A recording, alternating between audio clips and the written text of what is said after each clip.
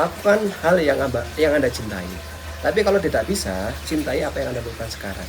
Nah, artinya apa? Artinya dari kata-kata tersebut, ketika mungkin kita sudah punya pekerjaan atau apa hal yang mungkin Anda sekarang lakoni lah atau telateni gitu atau dilakukan. Itu kalau memang belum punya passionnya, ya cintai aja lah pekerjaan Anda. Di situ entah itu pekerjaan apapun atau usaha apapun, cintai di situ. Telateni konsisten. Kenapa? Karena orang-orang berhasil itu pasti mereka mengalami ya gagal ya berkali-kali, nggak cuma sekali gitu ya, dan mereka konsisten. Artinya konsisten itu dalam satu bidang ya konsisten, ada namanya hukum 10.000 kali gitu ya. Artinya ketika kita melakukan satu hal sampai 10.000 kali berkali-kali terus, itu pasti nanti ujungnya ada berhasil. Tapi kalau kita nggak fokus ya, kita coba hal ini ganti yang lain, nggak berhasil ganti yang lain lagi, ganti yang lain terus, itu pasti nggak akan dapat hasilnya.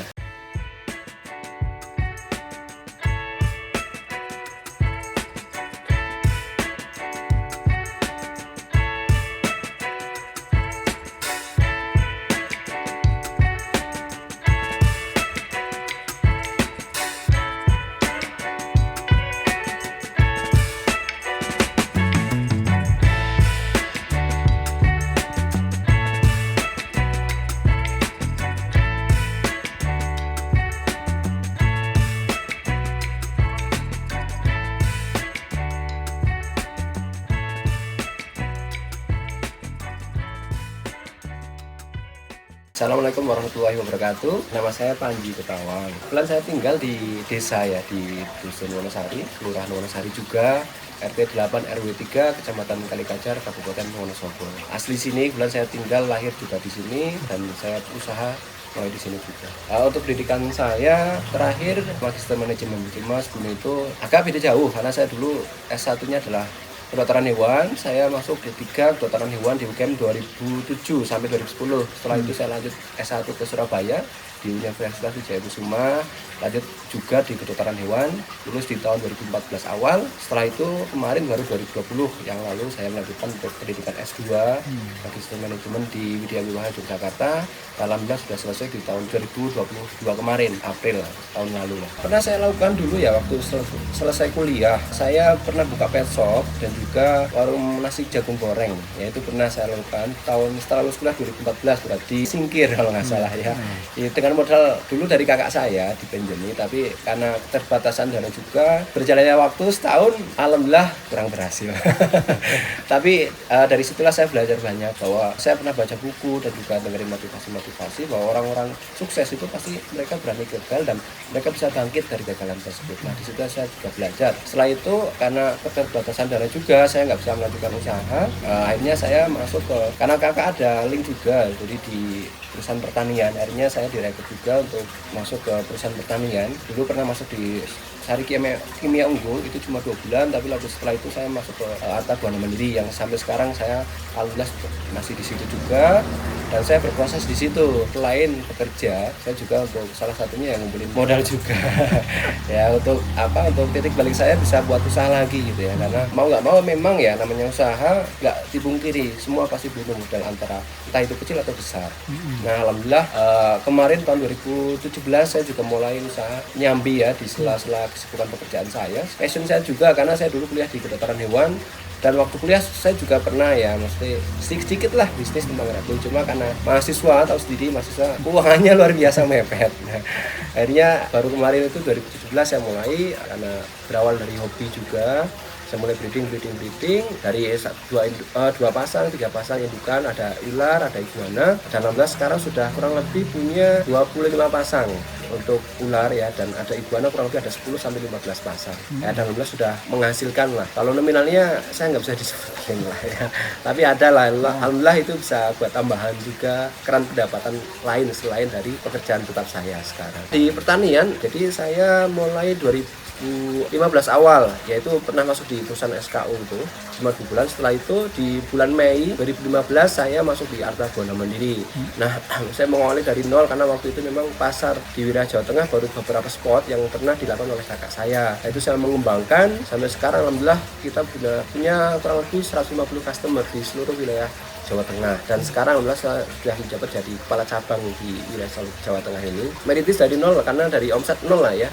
Di tahun pertama alhamdulillah sudah berkembang dan tiap tahun alhamdulillah progresnya mulai naik. Dan juga kenapa jadi alasan channel ini di bidang itu, karena potensi pertanian salah satunya di wilayah Jawa Tengah, bahkan di Jawa lah ya, itu luar biasa besar sebenarnya. Cuma kadang kita belum terbuka, ternyata potensi pertanian ini entah di obat atau mungkin di petaninya itu sebenarnya kalau kita teladani, kita punya ilmunya, kita dalami, itu insya Allah memberi manfaat yang luar biasa. Selain dari finansial, tapi ilmu juga pasti kita dapatkan. Itu salah satu alasan dan juga awalnya saya mulai. Jadi produk pertanian itu perusahaan di Indonesia sendiri kan banyak ya, enggak?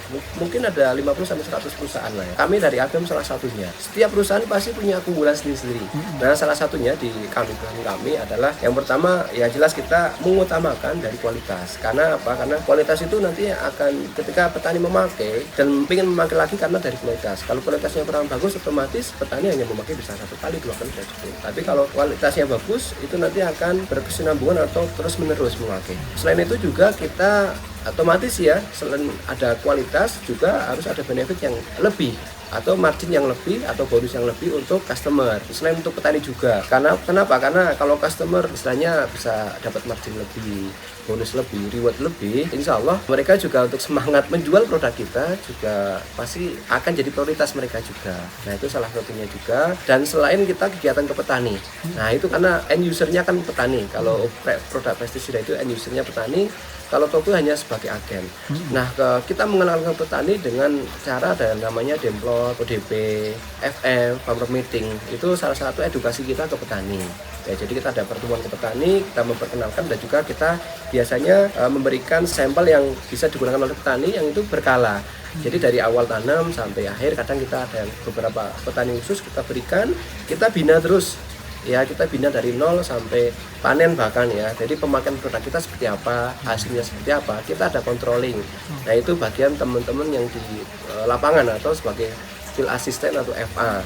Nah, itu teman-teman tugasnya di situ. Nah, itu salah satunya juga untuk memperkenalkan produk kami ya ke end user. Kalau ke toko kita bagian khusus ya, namanya sales officer, itu yang memperkenalkan ke toko. Pertanian ini kebutuhan ya, pertama jadi kebutuhan dulu. Kenapa kok pertanian? Karena kebutuhan komoditi pertanian entah dari padi atau hortikultura, sayur dan lain-lain di Indonesia ini sangat banyak.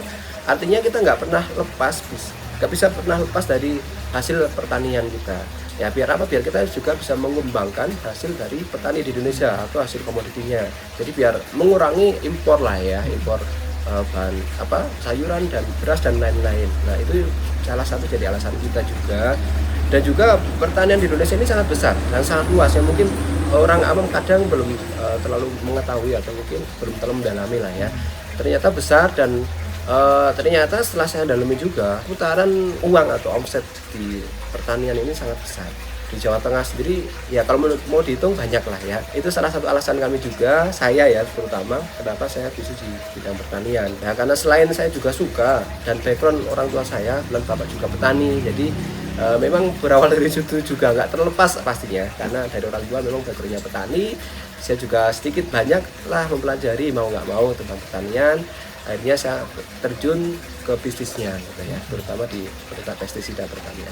Kalau wilayah kita memang pengembangannya di seluruh wilayah Jawa Tengah ya, artinya dari daerah Blora, Pati, Kudus, Demak untuk wilayah Pantura ya, terus Solo Raya, jadi kayak Karanganyar, Solo, Sragen, Boyolali, Klaten dan lain-lain, terus sampai yang wilayah Cilacap, Brebes, Pemalang, kita semua. Jadi seluruh wilayah Jawa Tengah sama Jogja juga kita cover. Ya, itu untuk pengembangan pasar kita di seluruh wilayah Jawa Tengah sama DIY. Dan alhamdulillah progres dari tahun ke tahun, alhamdulillah kita naik dan customer pun kita nambah. Kenapa? Karena jumlah customer otomatis nanti akan berbanding balik dengan omset atau penjualan. Kalau kita ABM kita punya 4 kriteria produk ya, 5 ya. Yang salah satunya adalah zat pengatur tubuh atau ZPT, atau biasanya orang umum bilangnya itu penyubur lah atau PPC gitu. Itu salah satunya. Ada juga herbisida. Herbisida itu obat rumput. Nah, terus yang selanjutnya ada fungisida. Jadi fungisida itu obat patek kalau orang Jawa bilangnya lah ya. Nah, terus selain itu ada juga insektisida. Jadi hama, obat yang membunuh hama. Cuma yang paling dari omset saja, dari omset kita ya, kita kan lihat dari jualan itu kan bisa dilihat, berarti itu yang jadi salah satu maskot kita juga ya.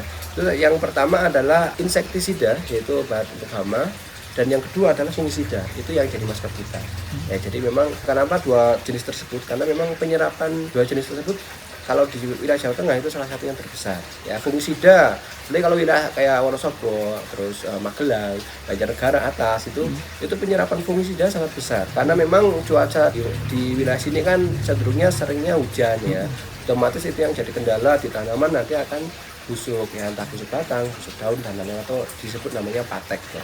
Nah itu menjadi kenapa itu jadi omset atau pemasaran terbesar atau penjualan terbesar ya, salah satunya dari fungisida dan juga insektisida. Biasanya kalau di musim panas itu serangan petani itu yang sering adalah ulat, entah kutu-kutuan, trip dan lalu-lalu. Itu juga di musim panas, musim kemarau gitu kan, di bulan mulai bulan Mei sampai bulan September atau Oktober sininya panas. Itu otomatis ketika panas pemakaian yang paling banyak adalah insektisida. Kita ada penggolongan ya, artinya obat itu sebenarnya bisa dipakai ke semuanya, kecuali kayak herbisida itu kan untuk rumput ya, itu kadang ada beberapa jenis. Cuma kalau kayak PPC gitu ya, itu bisa dipakai untuk padi bisa, untuk jagung bisa, untuk kentang bisa, untuk tomat bisa, cabai bisa, dan lain-lain, pokoknya macam-macam. Bahkan kita punya PPC juga namanya tonika lah ya, kita sebut merek satu nggak apa-apa lah ya. Itu kadang teman-teman saya juga yang main di bonsai gitu atau tanaman hias gitu, itu kadang pakai juga. Kebetulan kakak saya juga kemarin pakai di bonsai, itu hasilnya lumayan bagus lah, itu untuk pengakaran dan juga untuk pertumbuhan daun yang lebih bagus gitu. Jadi kalau untuk tanaman pangan atau tanaman sayurnya atau holdingnya kita masuk semua, jadi nggak ada untuk khusus gitu nggak ada, tapi ada beberapa jenis saja yang memang bisa khusus stok gitu. Tapi kalau secara umumnya kalau kayak PPC terus insektisida itu hampir semua bisa dipakai. Ada beberapa produk yang bisa dipakai juga di tanaman hias atau bonsai, itu bisa. Kalau kesusahan pasti pernah, kayaknya setiap manusia mungkin pernah ngalami ya. Saya juga pernah pasti ngalami. Yang pertama ya dulu pas kuliah pasti ya, mungkin banyak lah teman-teman yang mahasiswa dulu ngalami lah, kalau kuliah kos gitu ya, jauh dari orang tua, uang sakunya juga mepet gitu, pasti itu juga dibilang susah pasti susah. Nah itu salah satu yang jadi ini memori atau jadi kenang-kenangan kita. Itu salah satu pas waktu kuliah saya pernah alami itu di Jogja dulu, kuliah di Jogja di tanggal 25. Biasanya saya dapat uang saku itu di tanggal 1 lah ya, tanggal 25 uang cuma tinggal koin itu 500-an, tinggal 4.000. Saya jujur itu yang saya pernah alami itu ya. Akhirnya di samping kos itu ada burjo, nah itu saya ngumpulin karena 500-an itu biasanya kembalian, nah tak kumpulin ada uang 4.000 ya buat makan. Cukup nasi sama telur aja cukup. Itu pas waktu kuliah. Nah itu setelah lulus kuliah saya pernah ngalamin juga. Jadi waktu saya buka usaha awal ya, buka pet shop waktu itu di Singgir itu, karena saya memang gampangannya pokoknya babat alas gitu ya, belum tahu pasarnya di situ. Workshop juga penyerapan produk-produk pakan kucing dan lain-lain seberapa saya belum pernah mempelajari juga. Akhirnya omsetnya juga nggak terlalu besar, dan padahal saya butuh kehidupan yang gampangnya untuk makan dan lain-lain lah. Walaupun waktu itu memang masih sendiri ya, belum nikah, tapi pendapatannya masih ya pokoknya cukup buat makan tok gitu aja. Susah memang buat beli apa-apa yang saya dulu punya impian banyak lah, punya harapan banyak, punya cita-cita banyak, ya nggak bisa waktu itu. Memang ya prihatin lah waktu itu. Saya juga prihatin sama hidup saya sendiri waktu itu. Makanya di situ saya belajar banyak lah di situ. Dan alhamdulillah Allah ngasih hikmah sampai sekarang bisa berkembang seperti ini. Yang saya pelajari dari orang tua dan amanah juga dari orang tua, atau wanti-wanti lah kalau orang tua bilang itu. Salah satunya kalau kita hidup itu kita harus bekerja keras. Kenapa? Karena hidup itu ya butuh diperjuangkan. Entah kita berjuang untuk orang tua, untuk istri, anak dan lain-lain lah ya. Artinya satu hal yang orang tua saya, yang saya pelajari dari orang tua saya adalah satunya kerja keras. Yang kedua adalah jujur. Ya kenapa? Karena jujur itu 0 atau 100%, dan orang itu ya yang sekarang sendiri susah banget untuk cari orang jujur, itu susah banget. Dan itu salah satu wanti-wanti dari orang tua. Selain kerja keras, kenapa? Karena orang tua saya sendiri seorang petani yang memang ya notabene petani umum lah, pendapatan ya seperti itu. Ya beliau ingin orang anaknya itu atau keturunannya bisa punya pendidikan yang lebih. Dengan apa ya? Dengan kerja keras, punya hasil bisa untuk pendidikan anak-anaknya. Ya bahkan dia sendiri, orang tua saya sampai sekarang pun ketika harus ke sawah itu ya, disuruh di rumah juga nggak mau. Karena memang luar biasa, pekerja keras luar biasa. Saya belajar dari beliau tentang kerja keras ini. Ya bahkan jam 6 itu karena udah harus ke sawah, padahal udah usia yang sekarang sebenarnya udah lumayan banyak lah, dalam 60 lebih gitu, yang seharusnya di rumah tapi nggak mau, sudah umur nggak mau. Kenapa? Karena memang dia menyadari gitu, dia cuma petani ya, harus kerja keras gitu. Dan itu sampai sekarang tertanam di diri saya harus kerja keras. Makanya waktu saya juga pernah gagal, saya harus bangkit lagi, saya harus bekerja keras lagi biar saya bisa mencapai tujuan atau impian yang pernah saya dapatkan, saya inginkan. Salah satunya untuk membahagiakan orang tua. Nah itu salah satunya yang jadi alasan saya juga itu, dan menjadi motivasi saya ya. Saya harus bangkit, saya harus kerja keras. Kenapa? Karena ada orang-orang yang saya sayangi, yang harus saya banggakan, yang saya harus kasih apapun itu. Saya pernah gagal waktu itu ya. Ya waktu itu orang tua pasti tahu lah ya. Apapun saya biasanya cerita sama orang tua, terutama sama bapak, karena ibu kandung saya sudah nggak ada. Waktu saya SMA kelas 3 udah nggak ada. Akhirnya semua curahan hati saya masuk ke bapak. Selalu menanamkan kalau bapak saya sendiri adalah sabar. Selain tadi kerja keras dan lain-lainnya, itu salah satunya adalah sabar. Apapun sabar, terus legowo lah, dan juga bersyukur. Kenapa? Kalau kita bersyukur pasti nikmat yang Allah berikan pasti akan bertambah. Kalau kita nggak bersyukur, berapapun nominalnya, berapapun apa hasilnya yang kita dapatkan, kita akan selalu merasa berkurang. Nah, tapi bersyukur, tapi jangan puas. Nah, kenapa? Karena harapan, cita-cita, impian itu masih banyak dan masih panjang. Kalau kita puas, ya sudah sampai di situ saja. Nah itu beberapa nasihat dari orang tua saya seperti itu juga. Kalau menurut saya, selama orang ya atau manusia lah ya masih butuh makan, dalam arti makan itu ya kebutuhan sayur, beras dan lain-lain itu masih butuh, berarti peluangnya masih besar. Kenapa? Karena kita menyuplai di situ kan.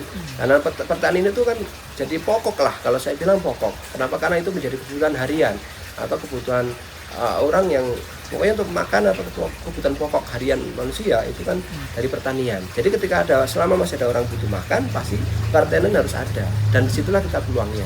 Dan di produk pertanian, entah di pestisida atau mungkin organik pun ya, yang kalau kita bergeraknya di kimia, di organik pun juga pasti peluangnya besar. Ya di kimia pun maupun pestisida pertanian di bidang kimia gitu ya, ini masih besar juga. Kenapa? Karena walaupun ya ini melihat data lah atau melihat kenyataan, lahan itu memang tambah tahun tambah berkurang.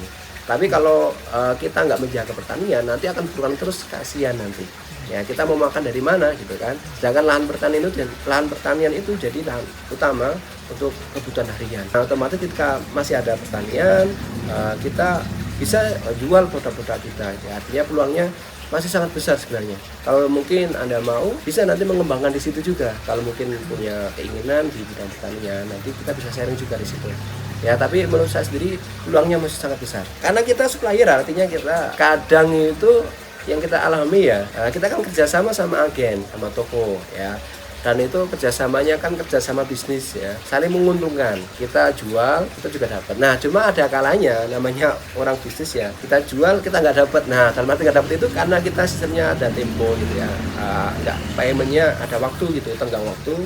Itu ada beberapa kendala di toko, misalnya toko-toko yang mereka cash flow-nya kurang baik ya, akhirnya atau mungkin mereka punya kendala lain, akhirnya ngambil ngambil uang yang mungkin di toko, terus yang untuk putaran untuk kebutuhan lain-lain. Nah akhirnya mau nggak mau untuk putaran toko berkurang, dan akhirnya ya sudah hilang. Akhirnya payment ke kita juga terhambat, bahkan juga hilang. Itu beberapa kali kita ngalamin juga. Makanya mau nggak mau memang ketika kita berbisnis gitu ya, kita juga harus selektif. Kita harus selektif sama mitra yang kita ajak kerjasama itu seperti apa ya. Memang kedekatan emosional, terus relasi dan juga informasi dari luar itu sangat penting, dan itu sangat membantu sekali ketika kita mau menentukan kita kerjasama mau sama siapa. Nah itu sangat penting.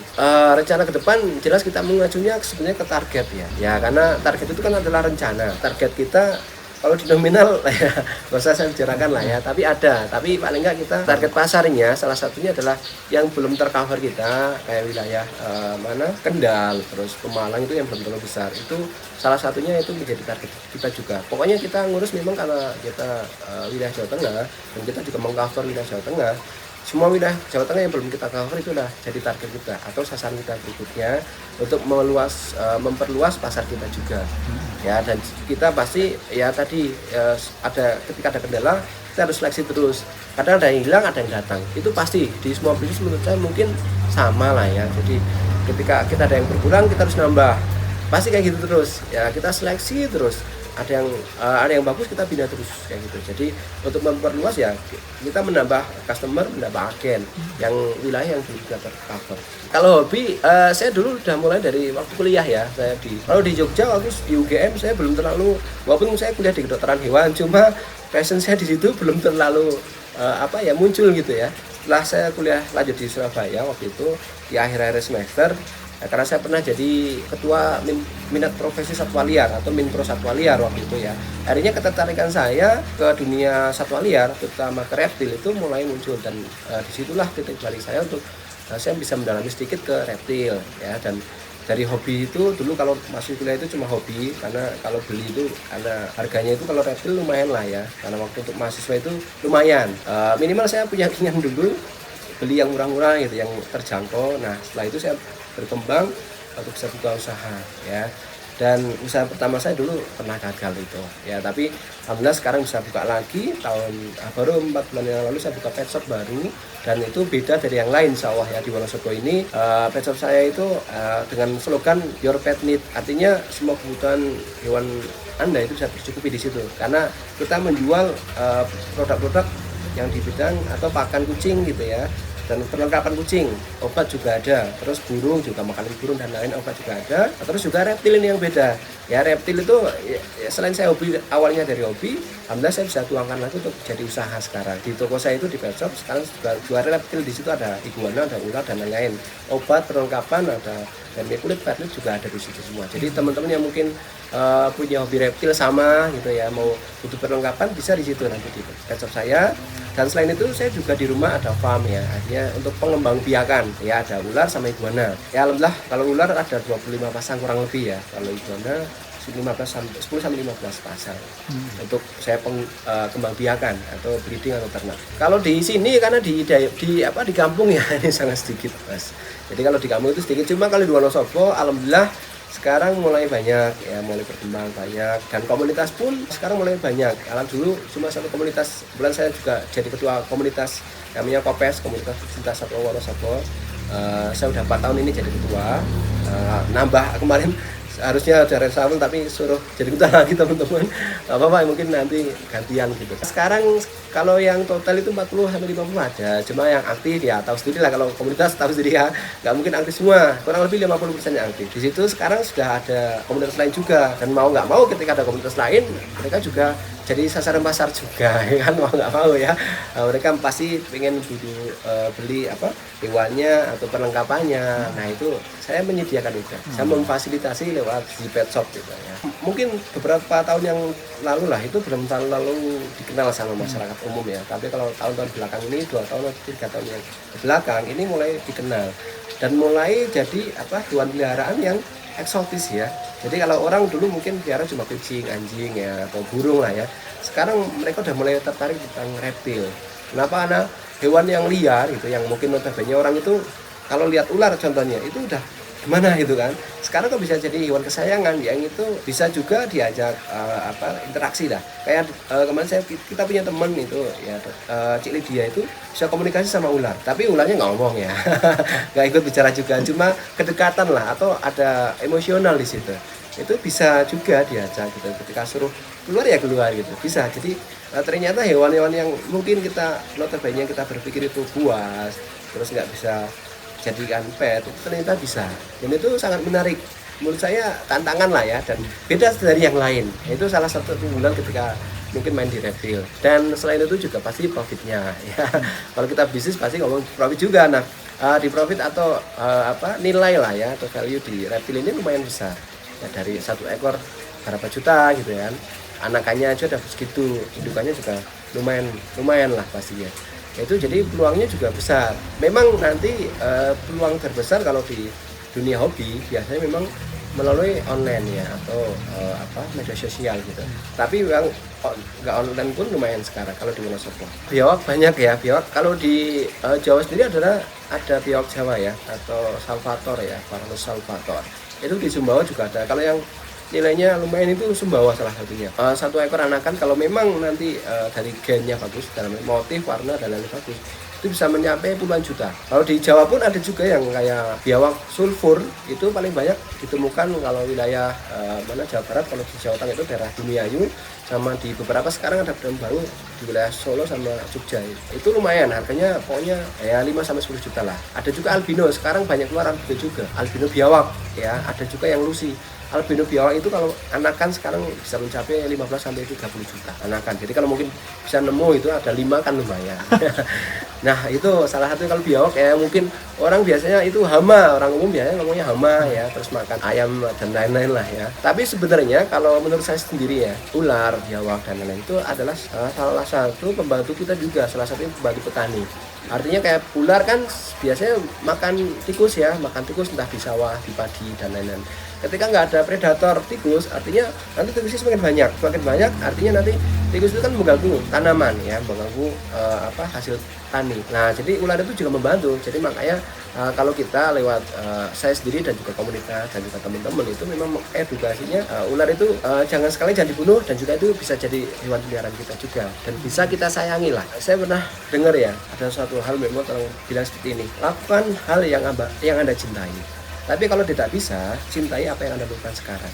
Nah, artinya apa? Artinya dari kata-kata tersebut, ketika mungkin kita sudah punya pekerjaan atau hal yang mungkin Anda sekarang lakoni lah, atau telateni gitu, atau dilakukan. Itu kalau memang belum punya passionnya, ya cintai aja lah pekerjaan Anda. Di situ entah itu pekerjaan apapun atau usaha apapun, cintai di situ, telateni, konsisten. Kenapa? Karena orang-orang berhasil itu pasti mereka mengalami ya gagal ya berkali-kali, nggak cuma sekali gitu ya, dan mereka konsisten. Artinya konsisten itu dalam satu bidang ya konsisten, ada namanya hukum 10.000 kali gitu ya. Artinya ketika kita melakukan satu hal sampai 10.000 kali, berkali-kali terus, itu pasti nanti ujungnya ada berhasil. Tapi kalau kita nggak fokus ya, kita udah coba hal ini, ganti yang lain, nggak berhasil, ganti yang lain lagi, ganti yang lain terus, itu pasti nggak akan dapat hasilnya. Kenapa? Karena kita nggak fokus dalam satu bidang. Nah kalau teman mau berhasil, mau sukses ya, lakukan satu bidang. Kalau mungkin belum punya ide, carilah ide, inspirasi dari manapun gitu ya. Entah teman-teman mau pinginnya misalnya mau buka usaha kayak pet shop, mungkin belajar dari teman-teman yang punya pet shop. Kalau mungkin mau belajar tentang pertanian, bisa belajar tentang pertanian. Banyak ide dan peluang sebenarnya. Cuma sebenarnya tinggal kita mau atau nggak mau. Orang-orang sukses itu pasti berawal ya itu, bukan masalah bisa atau nggak bisa. Karena suatu hal itu kalau kita mau belajar, kita mau telateni, mau kerja, pasti bisa. Tapi kalau ini nggak mau ya sudah, selesai semua. Kalau nggak mau, suruh ini nggak mau gitu kan. Misalnya mau usaha nih, mau usaha nggak punya modal, suruh cari modal, nggak mau. Udah ditunjuk nih, misalnya mau usaha apa, udah ada modalnya, mau usaha apa, udah dikasih tunjuk nih usahanya apa gitu kan. Nah tapi orangnya nggak mau, ya udah, nggak pasti nggak berhasil. Kenapa? Karena orangnya sendiri nggak mau. Jadi intinya awalnya teman-teman harus punya kemauan, ya punya kemauan mau usaha apa. Ketika sudah punya ya telatenannya fokus dan konsisten. Insya Allah nanti Allah pasti akan ngasih sesuai tepat pada waktunya. Kalau belum nggak masalah, hanya masalah waktu menurut saya. Telatenin aja, fokus terus, lakukan terus, setahun, 2 tahun, 3 tahun, lakukan terus. Kalau mungkin sekarang belum ada hasilnya, keluarga, saudara, tangga, nggak masalah, nggak usah pedulikan itu. Kalau menurut saya sendiri ya, fokus aja sama hal yang menjadi fokus Anda. Jadi lakukan terus. Nanti ketika teman sudah berhasil, nanti mereka baru akan percaya. Lakukan aja itu, buktikan. Jangan lupa subscribe, like, and comment channel Titik Balik. Dari saya, wassalamualaikum warahmatullahi wabarakatuh. Salam sukses.